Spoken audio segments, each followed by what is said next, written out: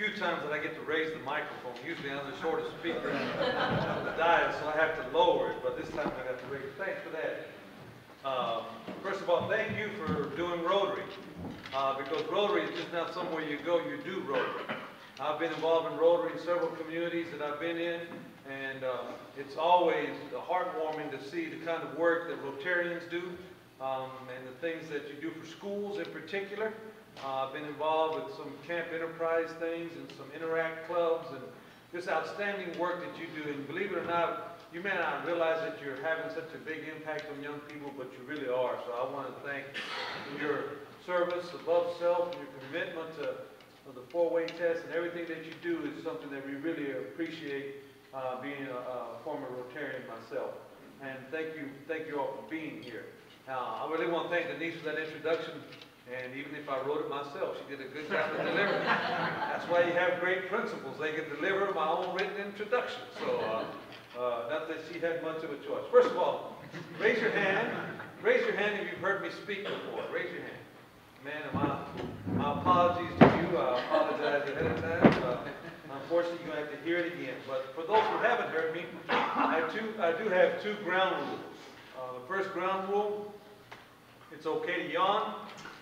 Number two, it's not okay to snore. So if someone in the back is snoring, charge them some money so that get the snoring out. I do want to talk to you about some of the things that are happening in the district. I want to talk about three things that are going on, and then I want to also address some issues that have come up recently. I want to talk a little bit about Campbell High School, and I'm very proud of Denise and how we responded to an issue that happened there. And I do want to open it up for your questions, and so we'll reserve some time to see whatever questions that you have.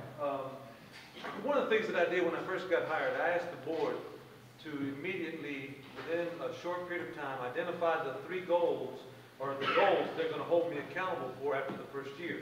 And we went through a process by which all of them participated in that process, and we came up with three things that they're going to be holding me accountable for during the first year. And I want to give you a briefing on those right now. The first goal was the most exciting. They said that we needed to focus on making sure that we improve the academic achievement for all students.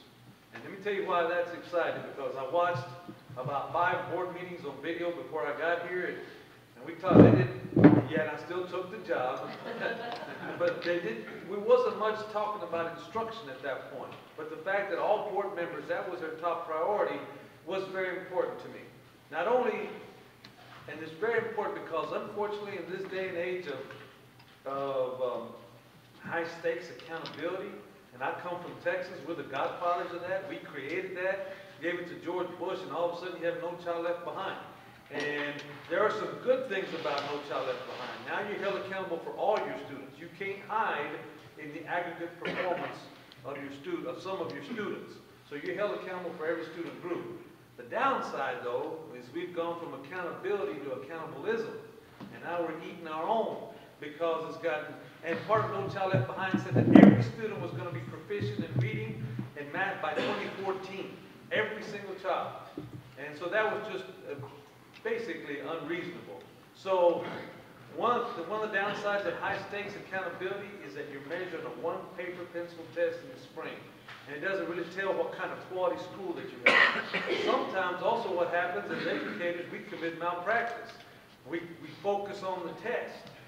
And sometimes our high flyers are held back because we're so worried about that criterion reference test at the end of the year. So we need to make sure that we keep our high flyers going and also close the achievement gap for some of our students who are struggling. And you have to acknowledge that some of your students are going to struggle, then you have to build a support system. So all of that is part of goal 1. It's how we create a system by which we reward our students and our schools, and yet not hold them back and not just, shame them into improving. Now, we've also saw that the state of Georgia was applying for a waiver for No Child Left Behind, and that waiver has now been approved. And I was at a meeting yesterday where a lot of changes are coming to the accountability system. We're still going to have accountability. We're still going to be held accountable for all students, but it's going to be much more reasonable. In fact, we are simultaneously developing an index, and these indices are going to include a lot more things that are just what's been on a one-time paper pencil test. So you're going to get credit not only for your absolute performance, but also how much value you add, how much improvement students have made over time. And then the climate is important on the campus. That's going to be measured. So it's going to be, get ready for another acronym, College and Career Readiness Performance Index. CCRPI is what our schools are going to be held accountable for. And the state's going to have some new terms. Instead of adequate yearly progress, which some of our schools were being sanctioned for not making adequate yearly progress, that's going to go away this year. It's going to be replaced with, they're going to focus on schools that have the highest needs. And there are going to be things that are called priority schools, focus schools, alert schools, and also reward schools. So while that's going on with the state of Georgia, we're doing the same thing in Cobb County and coming up with our own index is going to be very much aligned. So you'll get a better understanding of how the school is performing. And let me take this moment right now. Before today, when she introduced herself, she said she was the assistant principal of Green Acres. How many of you ever heard of Green Acres before? I'm not talking about the TV show. I'm talking about the school. Okay. Now, if you want a bundle of energy and joy, I would challenge you to go to that school unannounced anytime. One of the things that I do, and that's a lot of pressure on that assistant principal and that area assistant superintendent, but I have confidence because I go to schools every Wednesday. I don't take appointments. And I was in Green Acres last week, and I had 2 principals that are part of this principal group that are shadowing me for a year. I took 10 principals, and I'm working with them, and they shadowed me on these campus visits, and we all 3 walked out of there and said, wow. If you haven't been in that school, I would encourage you to go. It's not far from here. It is an exciting school. It is the cleanest school I've ever been in. You could eat, I could comb my hair on the floor, it was so clean. And there were data walls on, it was amazing, the data on every wall. There was student work in every hallway. And I walked around with the principal, and I'd never really met him before. I'd seen him in meetings, but I had never met him. He's ex-military. You better have your running shoes on when you go to that school. And he knows, and the kids, when they see him, every one of them line up and smile and wave at him. And it's amazing what goes on at that campus. It is so exciting. And I don't know exactly what their accountability rating is, but I know that was at a very exciting school. And that's what we want to be able to do, is give people credit for having that kind of environment where he knew every student, the students knew him, their performance was very public, they weren't ashamed to put it out there, and I would just, you'll get a very, and I asked him, well, how many kids do you have here? 787. Okay? And then he asked him another piece of data, he goes, 412. I said, not 411 and not 114. No, sir, 412. He knew every number in that school. And that's the kind of, those are the kind of schools you don't hear about. And I would just encourage you to go see that.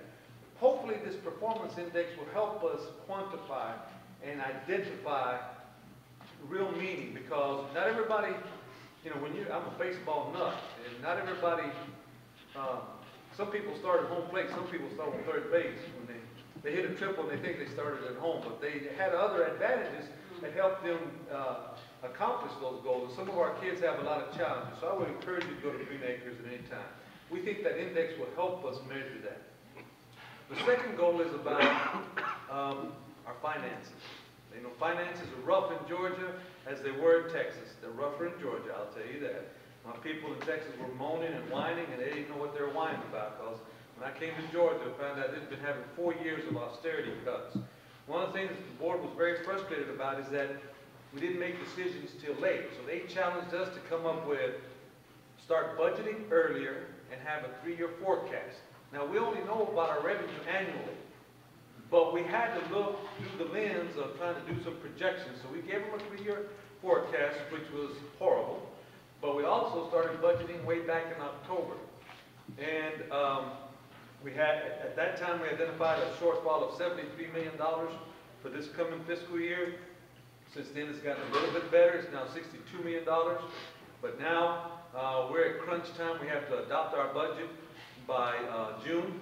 And so we're having to make some changes that are very painful.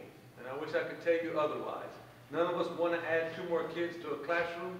If you've seen some of these 5th graders, you're probably wondering how we're going to get 2 more 5th graders in a classroom, or some of these high school kids. But we've cut back everywhere. The central office has taken a 22% cut over the last several years, where the campuses have taken a 6% cut.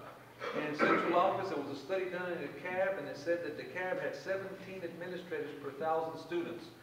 Fulton had 15. Charlotte had 14. Gwinnett had 7. Cobb has 5 administrators per 1,000. So we're very, very lean. I look around for central staff, there's nobody there.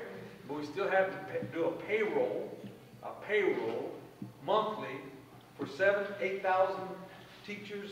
I mean, that's no small task, you know. So there's a lot of things that you have to run, almost $1 billion enterprise.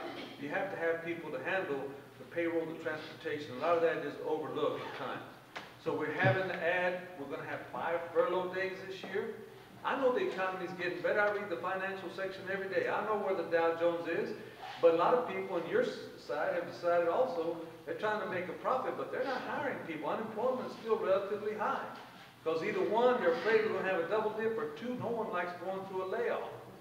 And the budget that we've been through this year, we can assure with some confidence that we're not going to have to layoffs.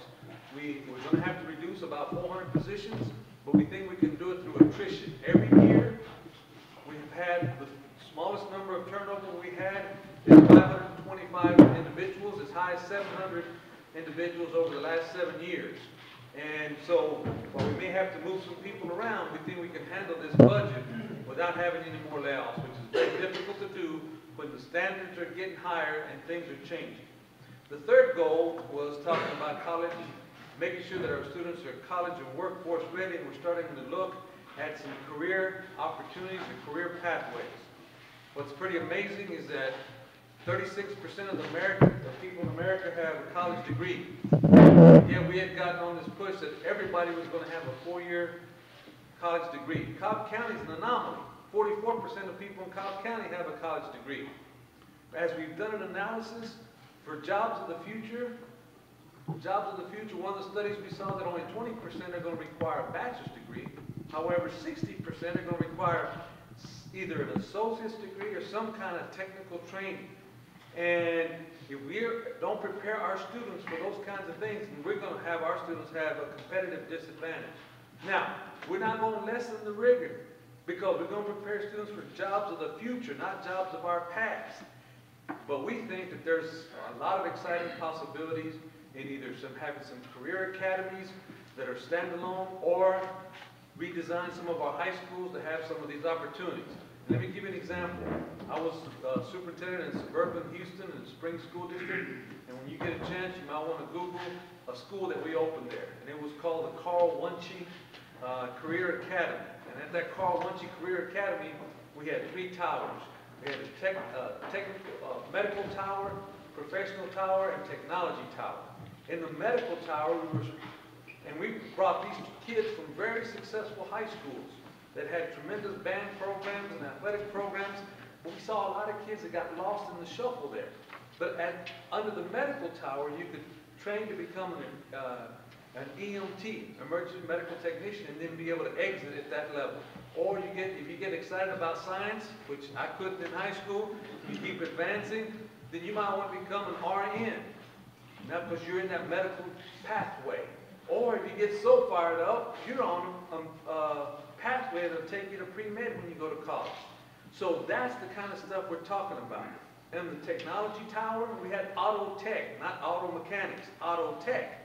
And we used the equipment that the Ford and Lexus and Mercedes dealers had at their shops. That's what our kids trained on. So when they left that school, they could get a job at $18 or $20 an hour once they exited that. So that's the kind of stuff we're talking about in our career tech, or our career pathways, or school that we're planning for the future. Now, where that goes, I don't know yet, but we're getting a lot of substance, a lot of organization, and we're reporting back to the board quarterly about our progress on all 3 of those goals.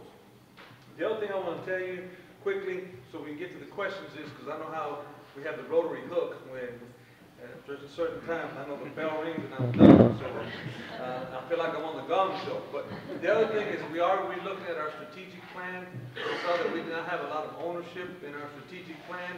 So the board is helping us guide where we're going to go into the future. And I'm convinced, as a superintendent for 18 years in a lot of different places, is that education is finally going to change. Not because we want it to change, because if you go back 120 years, you still had your high school, you still had your Carnegie unit, you still had your agrarian calendar, and nothing's really changed in 120 years. But we can't afford the model that we have right now. So I think that by the end of this decade, public education, as we know, is going to be completely different. I can't predict what it's going to look like, but we have to come up with a different model. And so we have to be able to study. One thing I heard from a presenter not long ago, in America we have 8 cities with 1 million people. In India they have 160 cities with 1 million people. And they only educate their brightest, they give them the best. And then they send them to our great universities. So they're taking their top talent, putting a lot of resources in them, not all their kids, but those are the kids that are kids in elementary school, those are the kids they're going to be competing with when they get out of school. So they're not just going to be competing with Fulton and Gwinnett. That's who they're going to be competing with. So we have to make sure that our students have a fighting chance to do that. The last thing I want to talk about before I open up to your questions is there have been some issues about Campbell High School. And I'm very proud of Dr. McGee. Let's give her a round of applause. You know, you have to be honest with yourself a little bit. There were some concerns that there were too many kids that weren't in class on time. And so we clamped down. She clamped down. Not we. She clamped down with her team. And for every action, there's usually an adverse reaction. When you start holding people accountable, they're going to have some issues. And we had some issues there about 10 days ago. But let me tell you, ever since they implemented their new systems and make sure the students are accountable and they get to class on time, the tardies have almost dissipated. After day 1, we still had about 120 tardies. The next day, they were about to 60. By the end of the week, they were down to 12 tardies all day long. So, and of course, in this day of social media and, you know, things get viral in a hurry. If you don't believe me, read the patch this afternoon. There's going to be something on there. And a lot of these, you know, you have to stay on top of this, you know. And if I'm new to this county, so I've got 2 of these and find my way around this county. And since nobody will talk to me, sometimes I text myself to see if I can respond, make sure I'm still alive. But this stuff happens, and this stuff gets all over the place. And you hear, and with Twitter and all the social networks, you know, things are. The news cycle is instant. And back in our days, when we were in high school, the principal clamped down on us, you know, we didn't have many options. We tried to tell our parents, they tell us, shut up and be quiet, don't get in trouble. But things are different now. And so when you take some action to make sure that you have accountability in your school, you're going to have these kind of reactions. And so I'm proud because as I tell people, as I told my boys who are at the Ivy League schools now, it's not what happens to you, it's how you respond. What action you are responsible for your response. You have the ability to respond. So I'm proud for Denise and her team that they responded, they got control. And yes, you heard about it, but it is what it is. So it's not what happens, but how you take control. And let me tell you what, I'm an immigrant and I'm proud. My parents had a 3rd grade education. My father was an Assembly of God minister, and he wanted to bring his family to the greatest country in the world. And I was number 8 out of a family of 10. I was the last one born in Mexico.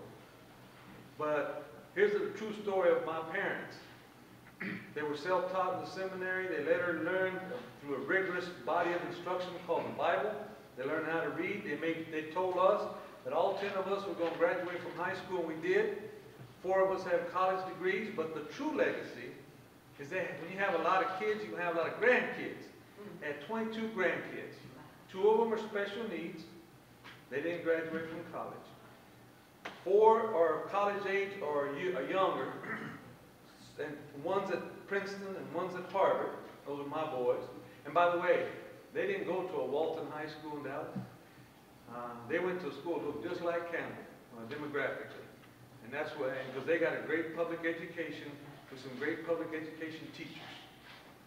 And then we have 2 that are younger, but out of the other 16, all 16 attended college, and 14 have graduated from college. So that's 1 generation removed. And that's why I'm a believer that a free public education is the greatest equalizer and it breaks the cycle of poverty. And so we have the duty and the responsibility to make changes to make sure that our kids have a fighting chance in the future. So that's my story, and I'm sticking to it. Now I'll be glad to answer any questions, comments, concerns, rumors, blogs, anything you want to know about. Yes, sir. Dr. Hinojosa, first of all, thanks for coming to speak to us. It's great to have you here. You're the second person to come speak to us about education recently, and you both talked about how the Leave No Child standard is not acceptable for Georgia, and we've developed supposedly a better standard. But I'm trying to figure out what exactly does that mean? How is it better? And if it's better, then why don't we just say, yes, we're meeting the No Child Left Behind standard, and we're exceeding it by this new standard, instead of dumping one? No, I think that one of the things, the reason that it hasn't, No Child is Left Behind has hit a quagmire. You know, things don't happen in Washington very fast. And this law that was developed 10, 12 years ago said that every student would be 100% proficient by 2014. And if you didn't, you got sanctioned to death. Well, now they can't get Congress to change it, so the administration has provided opportunities for states to get creative in how you address those issues. They still want you to be accountable. And so the federal government put in a lot of restrictions for Georgia's application for the waiver to get approved. And we think that it's more reasonable now, because what it'll do is make sure you don't just focus on that one paper pencil test, the criterion reference test, which many teachers hate teaching to the test, and we don't blame them. There's a quiet revolt going on about people revolting to that. And I know some of your spouses are educators, and they get tired of having just to worry about that test. But if you can have multiple measures, and you can do it the right way, I wasn't involved in the development of the waiver, but I believe in it. And a lot of that information will be coming out. It'll just give you so that the Green Acres School that I just described, now they may not be doing great on the federal accountability system, but that's a great school. And you cannot deny that once you walk through there. Now they may be doing great. I don't know their accountability rating. But I know walking through that school, you'd be proud to have your own kid in that school. And I think hopefully this index will help us measure that, and that we're doing the right stuff for the right reason instead of some test that we're going to be held accountable for. But with all due respect, you can actually answer the question. What are some of the specific measures that make the new standards better than the old standards? I just answered that question, so I was specific. No longer is it just, right now it's just math and science. This index is going to measure more items in math and science. Just because your school may have been doing great on math and science, but the kids didn't know anything about social studies or didn't know, literacy and math. So now it measures more things, but not just on a paper pencil test. It develops how much growth that you have over time. Because not every student walks in the door with the same level of performance. So you get credit for moving your students. And you also have to move the high-performing students. That index will help us measure those things instead of what happens if you walk and you're a teacher and you have all talented and gifted kids. They're going to be good in spite of you sometimes. But, so you have to prove that you can take those talented and gifted students and move them under the new system. In the old system, you didn't get credit for that. Under the old system, we had what I call educational malpractice. I'm not saying this happened in Georgia, but this happened in Texas. I know for a fact. That the smart kids will be left alone because they're not going to hurt me on my test. The kids that are struggling, they'd be left alone because they're not going to pass anyway. So my school's not going to look any better. So they would focus on the bubble kids. If I focus on these kids on the bubble, make them successful, I get them across the line, then my school looks good. Now under the new system, if you move the high-performing kids forward, you get credit. If you move these kids over here and you didn't ignore them, you move them to here, you get credit for moving them. They still fail, but next year they're going to pass because you didn't ignore them. Those are specific things that this new index will allow us to measure. And also, teacher, part of the waiver is some of us are going to like this, some of us are not. But 10 states have already adopted a measure where teachers are going to be held accountable for the academic performance of students, and so will principals.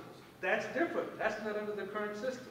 But that will be part of the requirement that we're all going to be held accountable for moving students. How we measure that is going to be complex. So, and a lot of this stuff, I went to a meeting yesterday where they rolled it out about which ones are going to, instead of focusing on all the schools and doing a shotgun approach, now they're going to focus on the lowest performing schools and make sure the kids in those schools have an opportunity to succeed. And now you got a rifle approach instead of a shotgun approach. So those are a few more specifics. But to be honest with you, I don't even have all the details, and I've been trying to keep up with this as much as I can. Our principals are hearing new stuff today, because we haven't even had a chance to talk to them about it, because this waiver, because they had to keep that waiver secret for the longest until they got approval. And now they're rolling out these information sessions. Next question. Yes, sir. Will the magnet programs remain in place? And will you, this 3-tower model that you had in Texas, are you going to somehow kind of incorporate that into maybe a magnet programs, or is each school going to have all 3 towers, or will they be? Great question. We don't know yet. Our magnet programs will stay in place. Magnet programs attract certain kids, and that's great for those kids. We haven't fully decided which way we're going to go. There's 2 schools of thought. You could career 2 specialties, you could career 2 career academies. That would be schools of choice that kids have the option to choose to go to, but we would have to have resources to build those schools. And obviously that would come through another vehicle, which I'm not at liberty to discuss yet. But that would be something that we'd have to put in there. If that doesn't happen, then we would ask our current high schools to submit an RFP, request for proposal as to how you're going to redesign your current high school. Because we don't want to destroy the great things that are, our music programs in Cobb are the best in the country. Beyond any shadow, at all of our schools, our music programs in Cobb are the best in the country, best I've ever seen. And so we don't want to hurt them. We have state champions in every sport since I've been here. I want to claim them proud. I'm the superintendent, I'm a state champion. Girls basketball, girls volleyball, or Walton went to the, I mean, we don't want, those things keep kids engaged. But there are so many kids who are invisible. So we haven't figured out the how yet. We know that that's kind of what we want to do, but that will evolve over the next 6 months, and hopefully the next time I come here next year, I'll have some more specifics about how we're going to do that. But I've seen it work well in both sides, some within this current school, but some in standalone schools as worked in Spring, Texas. Great question. Yes, sir. As an educator and as a Rotarian, would you give us your thoughts on the Atlanta cheating scandal and what that's done to education and belief in the system? Yeah, I think that situation has hurt a lot of people. It showed the unintended consequences and the negative consequences of people losing their religion and their ethics. Some people, now 160 teachers got sanctioned and educators. But Atlanta Public Schools has like 4,000 or 5,000 teachers. And I hate that all teachers in Atlanta got branded with that. Now, one thing that's never been told, because there's another test that's given. It's called the assessment of, it's called the NAEP test, National Assessment of Educational Progress. And you can't cheat on that test. It's a stratified random sampling where they come in, they test certain kids. Believe it or not, Atlanta schools, public schools, didn't do great on that overall, but they did show great improvement over the last 10 years. But now all their success has been wiped out because of this scandal. And that's why when you have a situation like that, you got to jump on it with both feet, hard and fast, and deal with the issue. And because the governor had to get involved, and now it became an ugly stain on a lot of people, all educators. So, see, that's one of the other downsides of having so much high-stakes accountability on that one paper pencil test. So, but I hate that all those teachers, because a lot of them were good, and some of them never did a thing wrong. But you know, they have, where do you teach?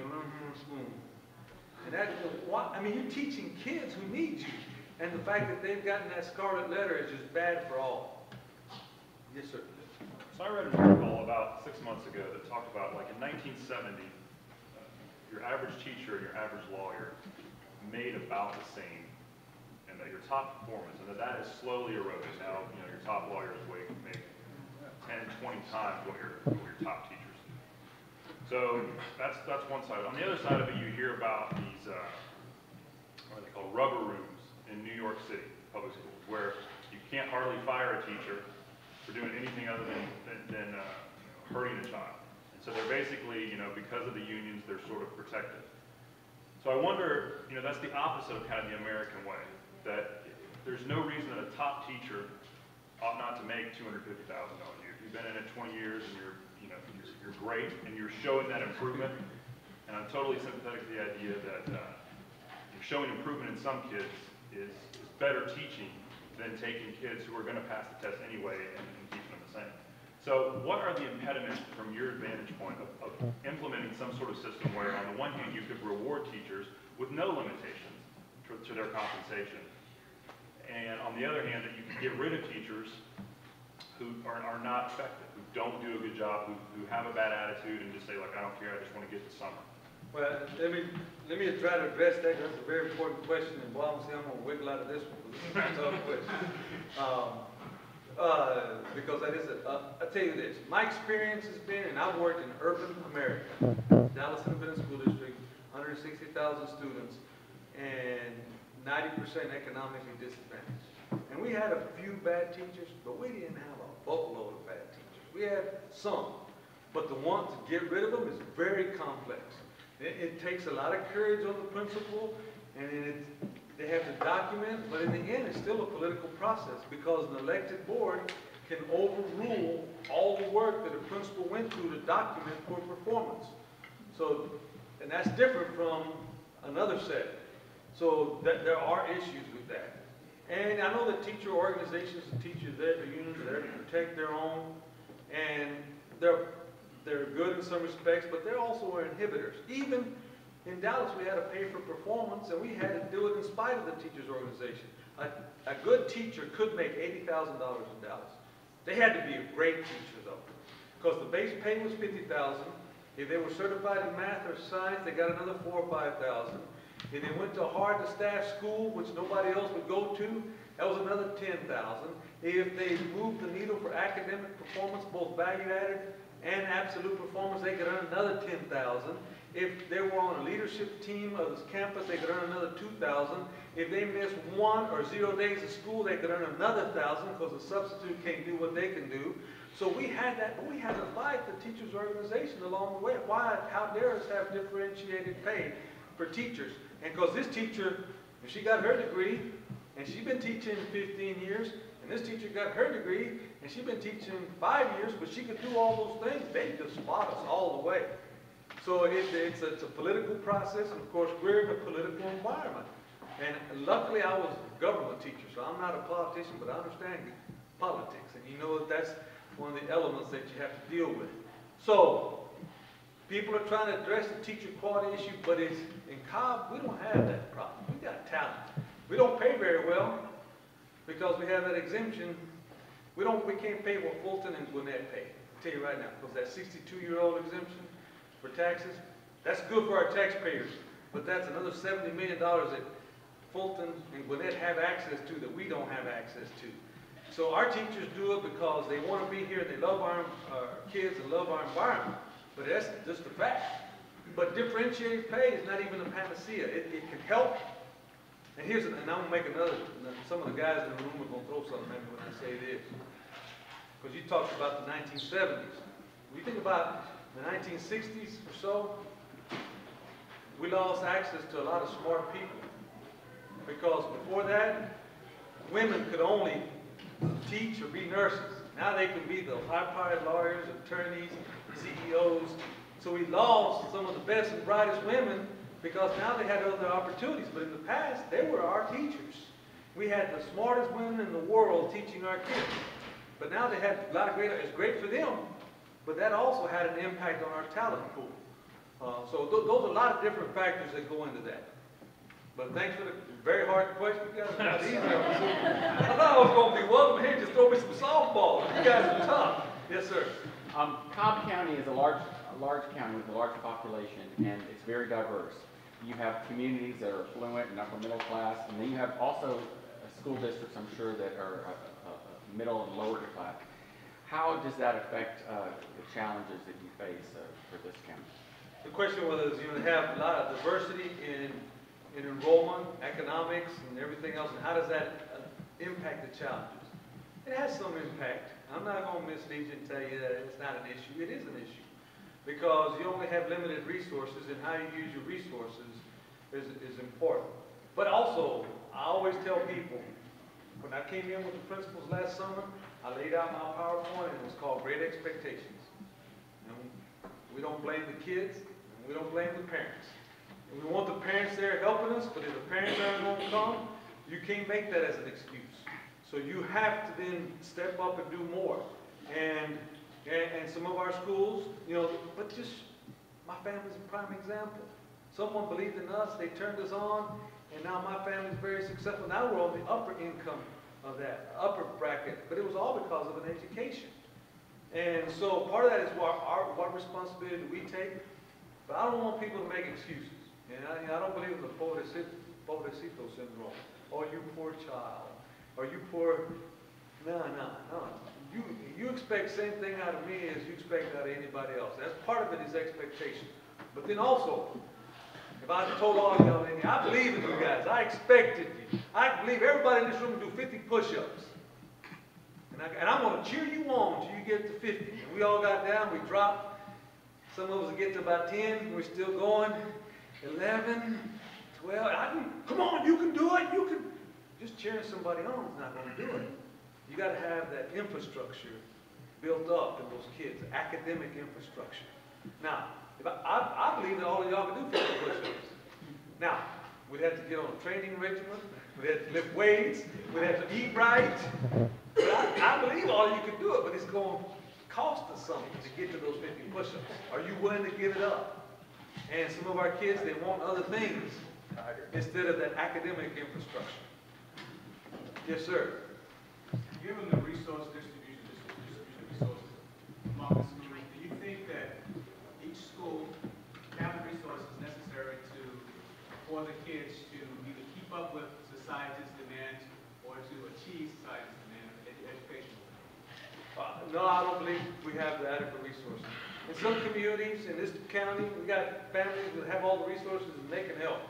Other schools, we have title funds, which are supposed to supplement, not supplant your academic, because they know that those parents don't have those resources. But still, it's not enough. And there's all this competition. Let me tell you, I'm not a fan of charter schools. I'm a fan of great schools. If I can still borrow a great idea from a charter school, I'll take it. We had an all-boys school, we had an all-girls school, we had a new tech high. All of those were ideas that charter schools started somewhere and incubated, and we took them and ran with them where I was superintendent. So I think that you have to, but that diminishes the resources. But let me tell you this, you can have all the private schools and all the charter schools and homeschool and public education still going to educate 92% of the kids. So if we want 92% of the people to have a fighting chance to be successful, then we better educate them. If not, they're going to end up like my friends who I was born with in Mexico, and they don't have a good life. And I got that education, and I have a great life. So that's our choice. And so somehow we got to deal with the factors that we have. I saw another question over here. Yeah, One more. I have 3 kids in public schools at Cobb, and my experience is totally, watching them, is totally different from what I had. Growing up, I was public school educated, and I had 3 teachers at 3 different schools pull me aside and say, this is what you need to do. This is the direction you're headed. This is where you need to go. It made a huge impact on where I was able to get educated, what I learned, and what I do for a profession now. And I just don't see that same thing happening with my children. It's so frustrating. And we as parents can only do so much. I know you guys work with parents that are not involved, but then at the same time, I do see teachers that just seem to be passing kids on. And when you see a kid that should be a high achiever not succeeding, that needs to be some sort of mechanism that says, hey, we need to invest in this kid. And I'm just concerned with the No Child Left Behind really focused on the low achievers, but even our middle achievers and our high achievers are really, they're suffering. And I just wondered if you have a plan for that. Well, And that's a pretty complex question, and you know, I, like you, in our generation, I was aimlessly walking the halls of high school. Now, I was gonna graduate, but my dad said I had to graduate. But I didn't know what I was gonna do after that, but some teacher said, look, I think you'd be a great teacher. I want you to apply for this scholarship for Future Teachers of America. I would have never thought I'd been a teacher. I got a scholarship for $500. You know what that bought me? Not much. Now, it bought me a dream that she believed that I could be a teacher. And then the rest is history. I took off from that's all I needed. You know, I think though, career awareness, we try to do it at certain levels. I think that these career pathways are gonna help ignite some fires. I'll take that question as a suggestion and see what we can do, because I really haven't thought that much about it from that perspective. So I appreciate the question. That may be a suggestion that we can consider. Great, well, thank you very